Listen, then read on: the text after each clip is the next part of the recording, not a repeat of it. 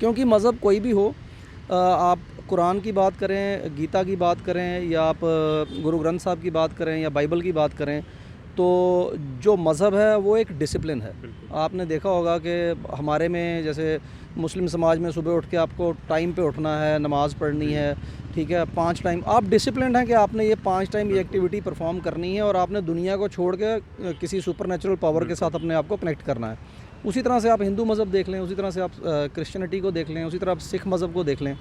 हर एक मज़हब में ये चीज़ जो है सिखाई गई है। उसके बावजूद भी कुछ लोग हैं। कुछ दिन पहले एक खबर आई पाकिस्तान के खैबर पख्तूनवा शहर से, जहां पर बताया गया कि हिस्टोरिकल टेंपल जो था उसे कुछ लोकल लोगों ने जो है वो वेंडलाइज किया। वहां पर एक खबर आई। इसके अलावा हम देखते आ रहे हैं काफ़ी समय से, अभी हाल ही में एक खबर आई जिसमें कि इंडिया में भी ऐसी एक खबर आई जिसमें कि एक टेंपल जो है, एक मॉस्क जो है उस पर अटैक किया गया। और ऐसी कई सारी खबरें लगातार आती रहती हैं दुनिया भर से, जहां पर रिलीजियस प्लेसेस को निशाना बनाया जाता है कुछ एंटी सोशल एलिमेंट्स द्वारा। और इस पर जम्मू के अंजुमने इमामिया बोर्ड ने भी इस पर नाराज़गी जताई है, और इंडियन गवर्नमेंट से ही नहीं पर इंटरनेशनल एजेंसी से भी गुहार की है कि इस पर कॉग्निजेंस लिया जाए। सुजाद खान जी हमारे साथ मौजूद हैं, जनरल सेक्रेटरी। सर, किस तरह से इस कदम को आप देखते हैं कि लोग जो हैं इतना अब इम्पेशेंट हो चुके हैं कि उन्हें रिलीजियस प्लेसेस को जो है वो टारगेट करना पड़ता है, और कोई भी मुझे लगता है कि धर्म ये चीज़ें तो नहीं सिखाता। सर, ये रजत जी, पहले तो मैं आपका शुक्रिया अदा करूँगा कि आपने बोलने का मौका दिया इस टॉपिक पे। मैं शुजात अली ख़ान, मैं जनरल सेक्रेटरी हूँ अंजुमन इमामिया जम्मू का, जो एक सोशल और रिलीजियस ऑर्गेनाइजेशन है, और हर सोशल एक्टिविटी में हमारी ऑर्गेनाइजेशन जो है बढ़ चढ़ के हिस्सा लेती है जी। और हमारी कुछ अपनी रिलीजियस एक्टिविटीज़ रहती हैं, उसमें भी जो हमारी अंजुमन है वो सारे प्रोग्राम्स जो है वो ऑर्गेनाइज़ करती है। रहा आपका सवाल, तो मैं आपको एक बात बताऊँ, इसमें प्रॉब्लम ये है कि ये एक छोटा सा सेक्शन है कुछ लोगों का, जो मैं कहूँगा कि मेंटली इल लोग जो हैं, ये उनका एक सेक्शन है जो इस तरह की हरकतें करता है। और मैं ये नहीं कहूँगा कि सिर्फ एक ही कम्युनिटी की तरफ से है, ये हर एक कम्युनिटी की तरफ से कोई ना कोई ऐसे एलिमेंट्स जो हैं उनमें डाले जाते हैं, उस कम्युनिटी के अंदर उनको तैयार किया जाता है इस तरह की एक्टिविटीज़ के लिए, सो दैट उन कुछ लोगों का जो अपना पर्सनल बेनिफिट है, जो अपना, कईयों का पर्सनल बेनिफिट भी हो सकता है, कोई पॉलिटिकल बेनिफिट भी हो सकता है, उसके लिए ये एक फ़ोर्स तैयार की जाती है सो दैट अपना बेनिफिट जो है लिया जाए। मैं तो इन लोगों को भी इनोसेंट मानता हूँ, क्योंकि मेरे को नहीं लगता कि शायद किसी धर्म में या किसी के धर्म के ग्रंथ में कोई एक लाइन ऐसी लिखी हो कि आप जाके किसी दूसरे धर्म को जो है वो गाली निकालो, या उसका जो कोई जो रिलीजियस जो सैक्रेड प्लेसेस हैं उनको जाके आप कोई प्रॉब्लम जो है वो क्रिएट करो। ये 2 इंसिडेंट्स हुए हैं। एक मध्य प्रदेश में हुआ है किसी मस्जिद को लेकर, और उसके बाद खैबर पख्तूनख्वा एक प्रोविंस है इसका पाकिस्तान का, वहाँ पे एक हिस्टोरिकल मंदिर है, उसको वेंडलाइज जो है वो किया गया है। दोनों तरफ गवर्नमेंट ने अपनी जो प्रतिक्रिया है वो दी है, एजेंसीज़ ने, पुलिस ने लोगों को अरेस्ट किया है दोनों जगहों पे, और उनको प्रोसिक्यूट भी किया जाएगा। लेकिन बीइंग एक सोसाइटी का मेंबर, बीइंग एक ऑर्गेनाइजेशन का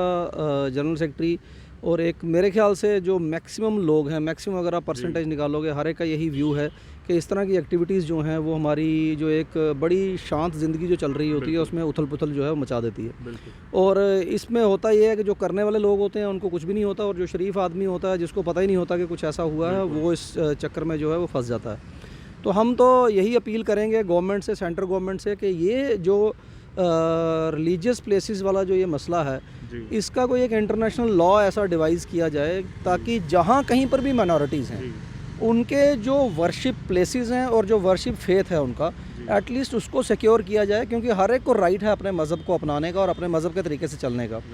क्योंकि मज़हब कोई भी हो, आप कुरान की बात करें, गीता की बात करें, या आप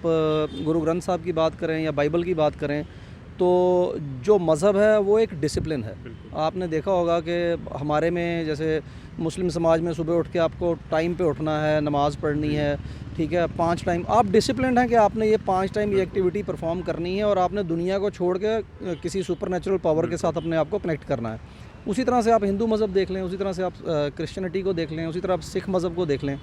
हर एक मज़हब में ये चीज़ जो है सिखाई गई है। उसके बावजूद भी कुछ लोग हैं जो मतलब इतने ज़्यादा